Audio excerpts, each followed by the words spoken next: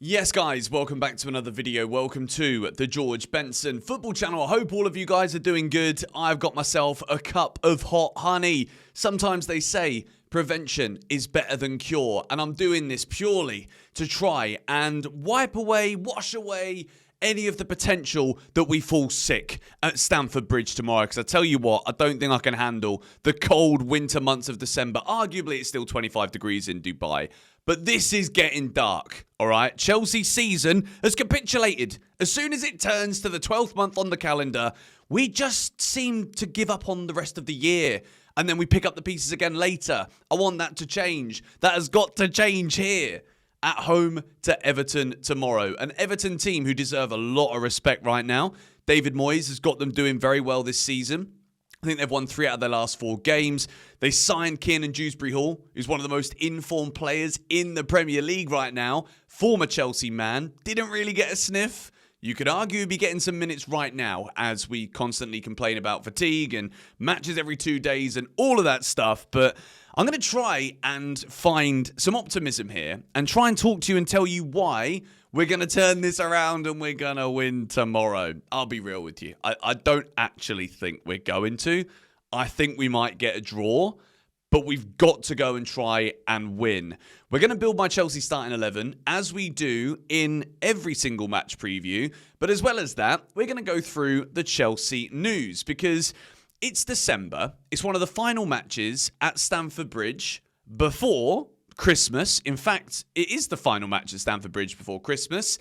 And a lot of people might be going to the Chelsea Megastore tomorrow and expecting, hoping that we'd have a front of shirt sponsor sorted by now. Well, guess what? It is now nearly 2026 and we still don't have a front of shirt sponsor, which is a bit of a problem. Now, CFC Pice tweeted this today, and the source is Hand of Arsenal, who I must admit, never heard of this account before, don't know too much about it, but this tweet has gained a lot of traction. Chelsea have seen an exclusive deal with Deal for their front of shirt sponsor fall through after Arsenal presented their global scalability power in comparison to Chelsea. Deal, which is the name of the company, D-E-E-L, is now set to become Arsenal's sleeve sponsor. So I don't know if this is Arsenal fans trolling us in the Christmas period when, as you know, Chelsea are already hurting, struggling. We're severely hungover off of the back of 4 matches in a row without a win, including one of those against Arsenal. But if this is true, I've got so many questions again. What happened to Oracle that were supposedly so close to being announced as the front of shirt sponsor? At the moment, Chelsea are obviously worried about results on the field. We can go a long way to kind of quashing all of those noises by beating Everton tomorrow, hopefully putting us back in the Premier League top 4. But still, off the field stuff, such as who is going to be that front of shirt sponsor, why haven't we got one yet? And obviously, as a result of that, we're missing out on revenue. This can't really go on. We know that Chelsea have been looking for a long-term sponsor, and the only thing I can think of that would make sense as to why we haven't actually secured one is because brands, companies that might put themselves on the front of shirt might be concerned about the 74 charges that we are still, at this time, lunchtime on Friday, we're still waiting to hear what the verdict, what the outcome is. If you saw yesterday's news video, I mentioned that Martin Ziegler said that it is very imminent now that Chelsea will find out what the answer to those charges is. What's the punishment? Is it going to be a hefty fine, point deduction, transfer ban? Hopefully none of the latter. But I just wonder if maybe Chelsea are struggling again here because with all of this potentially lined up, they might not again be able to get anywhere close to the value that we value the front of shirt sponsorship for. And form probably doesn't help that either. But Arsenal winning on and off the field apparently right now. Again, not entirely sure on the validity of this, but whether that's accurate or not, it still remains. Who will the front of shirt sponsor be? Will we actually get one this season? It's baffling at this point. Someone's got to sort this out at Chelsea because we're just missing out on serious money. Why?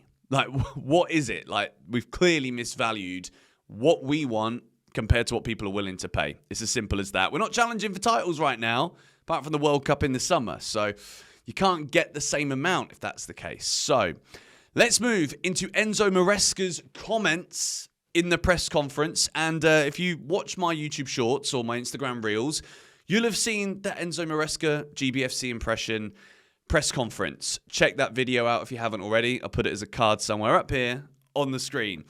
Cole Palmer is okay. He is better. He is available at the moment with one more session available. That's training session. He finished the session with us with a mixed feeling, but he is okay.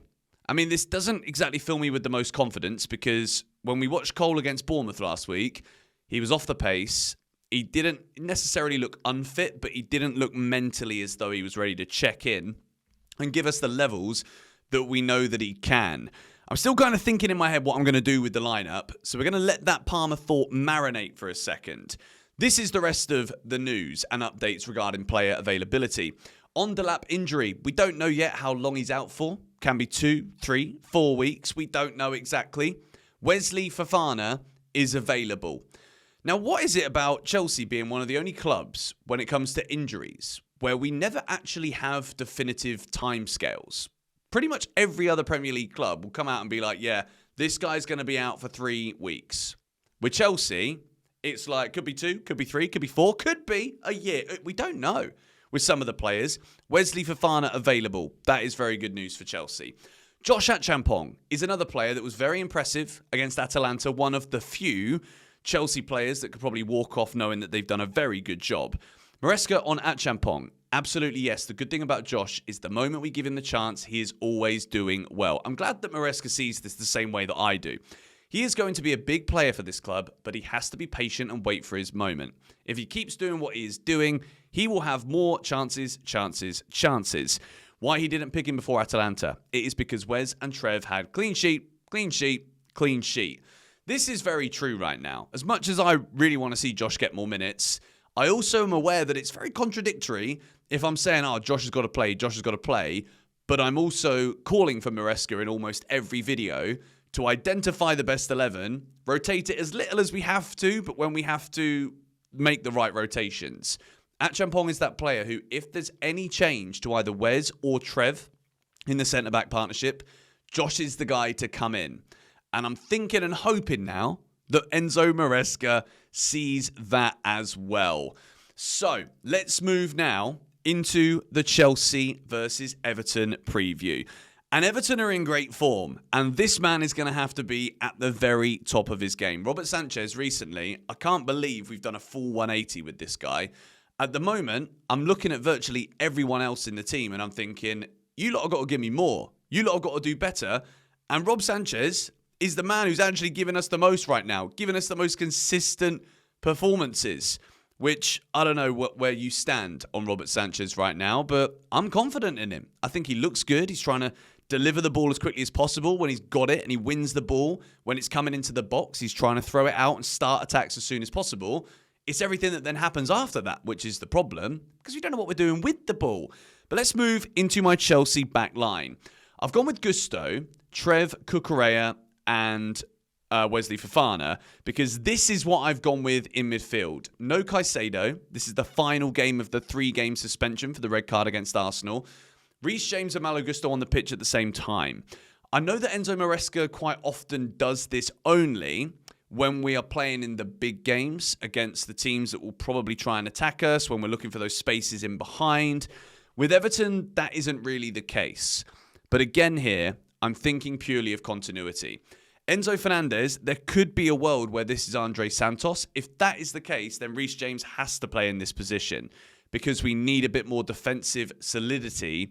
If Enzo Fernandez is still anywhere close to the tiredness, fatigue level that we saw on Tuesday night, he looked absolutely shattered. And look, I know it's difficult right now, right? If you watch all of the videos, I know when Chelsea aren't winning, you guys don't tune into everything, which I totally understand that because it is depressing. It's sad. Don't get me wrong. We're going to need a few more cups of honey, I think, before the season is done.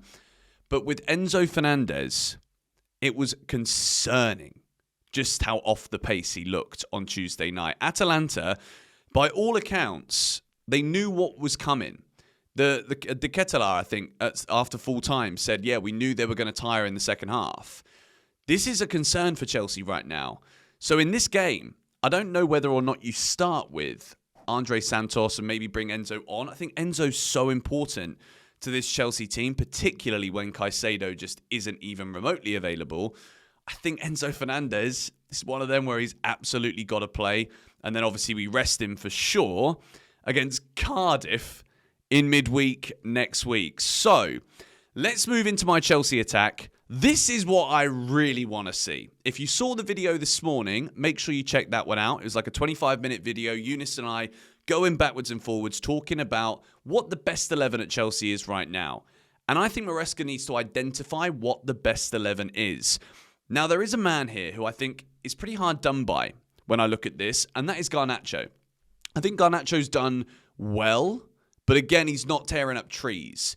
ESTÉVÃO is a superstar, and we need to see him with Cole Palmer. This has to happen, especially when Chelsea are going through right now a period of struggle.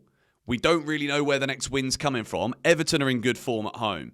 Then we go to Newcastle, which, I'm sorry to say it, but if there's ever a game at a time of year which I just almost guarantee we're going to lose, it would be St. James's Park just before Christmas. I'm sorry. I'm just speaking what is coming into my mind here. And then Aston Villa, who beat everyone. We've got them the day after Boxing Day, as they've taken away Boxing Day football from us now. But this is what I think the best attack is right now. Neto, I think, has got to be in there. He's getting the goals and the assists. He's got that work rate as well to help out. And I want to see the flexibility between Palmer and ESTÉVÃO. I want to see rotations there between those two on the field. We've seen Cole Palmer destroy Everton in the past. He scored 4 against Everton, I believe. And I think he's going to be itching to play. It's that fixture, Stamford Bridge. And I think you've just got to unleash these two now on the same pitch at the same time. ESTÉVÃO, it's obviously now famously didn't come on in Atalanta on Tuesday night, which he should have done.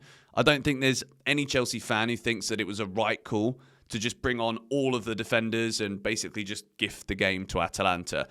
So there's no talk about ESTÉVÃO not being fit, not being ready and being fatigued and tired, which is the case for a lot of players.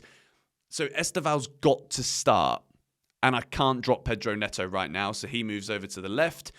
And João Pedro through the middle. This is, again, a huge game for him. We've seen it at times this season for Chelsea. As much as we struggle against these smaller teams, Everton are probably one of the best teams outside of your traditional top 6. In fact, I'd go as far as to say right now, they're in great form. They've got players that can hurt you. I think Iliman Ndiaye, as the right winger, is a sensational footballer, brilliant to watch. I think he's got everything in his locker. Dewsbury Hall has got a point to prove here at Chelsea, and Jack Grealish is having a decent season as well. Going forward, they're dangerous. Defensively, they're big, they're strong, they're solid. My main concern here for Chelsea is that we have looked so poor in recent games. My other concern, and I'm not going to delve into it massively because just watch the rest of the content I've posted this week and you'll hear in-depth thoughts on this. My concern is that Maresca overthinks this again, because that is just at this point the history of the Maresca at Chelsea. I think we need to go out there and use our best 11, go for Everton. We're at Stamford Bridge. Let's attack them and let's play our game. Let's not try too hard to combat what they're doing. Let's make it about us. Let's go out there, be expressive, be aggressive, want it more than they do. If we lose to Everton, they go ahead of us in the Premier League table. And if Chelsea do lose this game, 5th in the table right now looks painful, having been 2nd 10 days ago. But we could be down as low as what? 10th? 11th? This could get real bad. We've got to win this game. Make sure you subscribe to Shootout. We'll be live tomorrow, an hour before kickoff. And of course, make sure you guys stay tuned here on GBFC. 6 Things We Learned will be out at full time. As I said earlier, check out the YouTube short we uploaded today for the Maresca Impression Presser. It's a new strand that we're doing here for some creative stuff on the shorts. And check out the video with Eunice from this morning. It was, I thought, a really good conversation, kind of defining what we think the issues are right now and the solutions that we believe. Because it's all well and good just saying, oh yeah, sporting director should have bought better players. Maresca's got to make better decisions. But what are those decisions? It's easy to say blame, blame, blame. But, I'm not saying that I know best, but I do have my thoughts as to what I think is right. And I'd love to hear yours in the comments as well. Score prediction is 1-1. I'm sorry. I don't feel confident right now. I want to come here and be honest with you on this channel. I'm not confident. I think Everton are in great form. And I think it's going to finish 1-1, which is not ideal. But anyway, thank you guys for watching this video. Subscribe if you are new. And I will see you in the watch along and 6 things tomorrow. Come on, you Blues.